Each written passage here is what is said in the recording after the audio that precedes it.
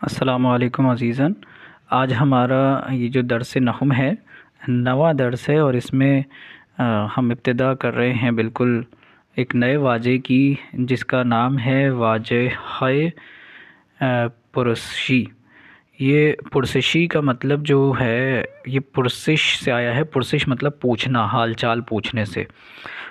यहाँ पर लिखा हुआ है, आप देखिए कि सबसे पहले जो ये ब्लू कलर से लिखा हुआ है, लुत्फ़न। लुत्फ़न का मतलब होता है प्लीज़, काइंडली। और तवज्जो कुनीद मतलब अपना ध्यान और अपनी कंसंट्रेशन इस तरफ करिए। कुनीद मतलब करिए। अब हम आगे बढ़ते हैं इसी दर्स में और देखते हैं इस वाजे पुरसिशी को। वाजे हमने बता चुके हैं आपको, वाजे का माना क्या है। पुरसिशी पूछने के लिए कोई बात हमें अगर पूछनी है, किसी से सवालिया जुमले अगर हमें बनाने हैं, तो यहाँ पर इस तरह से आप देखिए, यहाँ पर आ रहा है तू चे दौरी। ये चे जो है, इस चे का मतलब है क्या, वॉट। चे का मतलब है वॉट, क्या। तू चे दारी, तुम्हारे पास क्या है। तो इसका जवाब दिया जा रहा है मन बस्तनी दौरम, मेरे पास आइसक्रीम है, यानी मेरे पास बस्तनी है। अब आप एक चीज़ ध्यान से देखिए, ये दारी और ये दारम, हमने पिछला दर्स जो अपना ग्रामर का लिया था उसमें हमने ज़मायर बताए थे और शनासाए फ़ेल बताए थे कि वाहिद गायब अगर है तो वहाँ पर क्या आएगा, वाहिद मुतकल्लिम है तो क्या आएगा, और वाहिद हाजिर है तो क्या आएगा। इसी तरह से जमा गायब, जमा हाजिर और जमा मुतकल्लिम, इन तीनों के लिए क्या क्या आएंगे वो हम लोग आपको ज़मायर और वो शनासाए फ़ेल बता चुके हैं। तो जब सामने वाला एक है और उससे बात करी जा रही है, तो लास्ट में आखिर में इसके ये लगाया गया, जिसका मतलब है कि वो तुम एक, सामने वाला है और कोई एक है। मीम जब लगाया जाता है तो इसका मतलब मुतकल्लिम है और वो मुतकल्लिम एक है, दारम। तो तू चेदारी, तुम्हारे पास क्या है। मन बस्तनी दारम, मेरे पास आइसक्रीम है। इसी तरह से हम आगे बढ़ते हैं और वो सवालिया जुमले और आगे आप देखिए कि मन चे दारम, मेरे पास क्या है। तो तू सैंडविच दारी, तुम्हारे पास सैंडविच है। इसके बाद नेक्स्ट अगले जुमले पे आ जाए, तो तू चे दौरी, मन सीब दारम, मेरे पास सेब है। तुम्हारे पास क्या है, मेरे पास सेब है। फिर आ जाइए ऊँचे दारद। अब ये सवाल हो रहा है किसी और से और सवाल किसी और के बारे में हो रहा है, थर्ड पर्सन के बारे में हो रहा है। तो आप देखिए दारद कुछ नहीं आया। दारद जो सीधा सीधा जो लफ्ज़ है दारम, उसका कोई भी लास्ट में शनासा नहीं आया, क्योंकि थर्ड पर्सन वाहिद के लिए हम कुछ भी नहीं लगाते। वहाँ पे आपने देखा होगा कि प्लस के बाद मैंने डैश दिया हुआ था। तो ऊँचे दारद, उसके पास क्या है, ऊ जारू दारद, उसके पास झाड़ू है। फिर हम आगे आ जाते हैं और यहाँ पर एक छोटा सा नोट है। अब आप देख लीजिए, यहाँ पर लिखा हुआ है तू चेदारी इज़ इक्वल टू तू चीदारी। यहाँ पर मतलब ये समझाना चाह रहे हैं कि अगर चे लिखा हो, चे और हे, या ची लिखा हुआ हो, चे और ची ये बिल्कुल इस जगह पर सेम है। तू चीदार, तू चीदारी, तू ची चेदारी, चाहे हे हो या ये हो, इस वाले जुमले के लिए, इस वाले फ़ेल के लिए यहाँ पर ये भी आ सकता है और हे भी आ सकता है।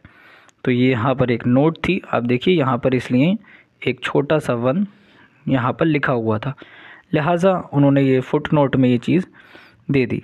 इसके बाद हम आ जाएं अगले जो जुमले हैं उनको देखें। गूश कुनीद मतलब सुनिए, व बेख्वानीद और पढ़िए। तू चेदारी, तुम्हारे पास क्या है। मन छात्र द्वारम, मेरे पास छतरी है। इसके बाद आ जाएं हम आगे और ऊँचे दारद, उसके पास क्या है, ऊ उतू दारद। अब ये इब्तिदाई जुमले हैं, इब्तिदाई अल्फाज हैं जो हमने शुरू में बताए थे आप लोगों को। उतू या इस तरह के जो अल्फाजात थे, छात्र, उसके पास प्रेस है, उसके पास। मन चे दौराम, मेरे पास क्या है, थू फूलदारी, तुम्हारे पास पैसे हैं। पैसे, रुपये, करेंसी, नोट्स के लिए हम ये इस्तेमाल करते हैं। आगे आ जाए, उसके बाद अगला जुमला है आन हैवान, उस हैवान यानी उस जानवर के पास चे दारद। आन हैवान चे दारद, यहाँ पे कहा जा रहा है आन हैवान चे दारद, उस हैवान के पास क्या है। आन हैवान आज दारद, इन दांतों को आज कहा जाता है। आन हैवान आज दारद, उस हैवान के पास दांत हैं और इस तरह के दांतों को आज कहा जाता है। जो हाथी के दांत होते हैं उन्हें आज कहा जाता है।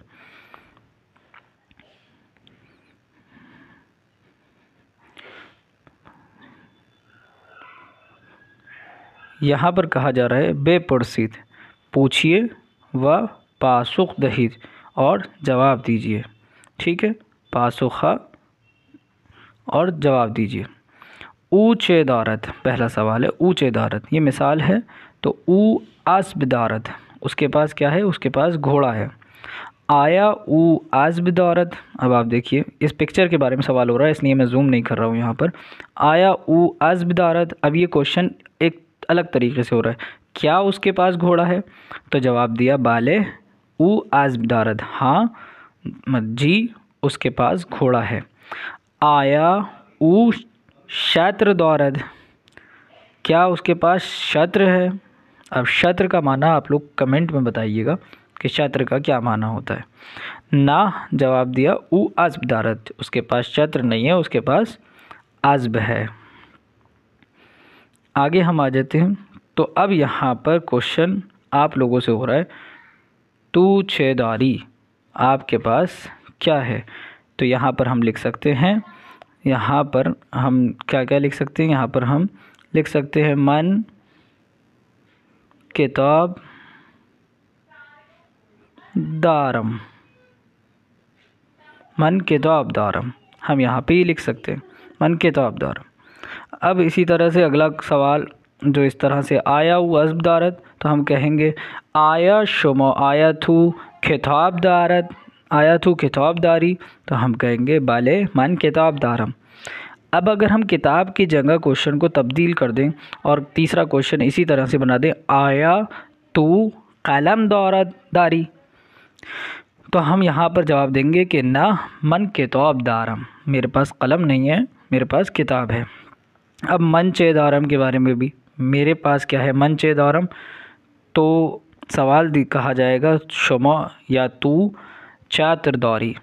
फिर आया मन चात्र दारम, तो कहा जाएगा बले मन छात्र आया। इस तरह से जब सवाल किया जाएगा, माजरा चाहूँगा, सवाल किया जाएगा आया मन छात्र दारम, क्या मेरे पास छतरी है, तो जवाब दिया जाएगा बाले तू छात्र दौरी।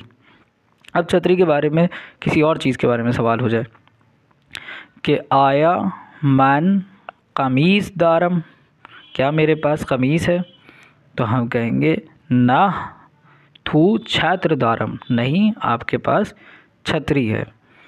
फिर हम अगले जुमले पे आ जाएं और इसी तरीके से जंगल चे दारत, तो जंगल चे दारत, हम जवाब दे सकते हैं जंगल दरख्त, दरख्त होते हैं जंगल में, पेड़ होते हैं ना, तो हम कह सकते हैं जंगल दरख्त दारत।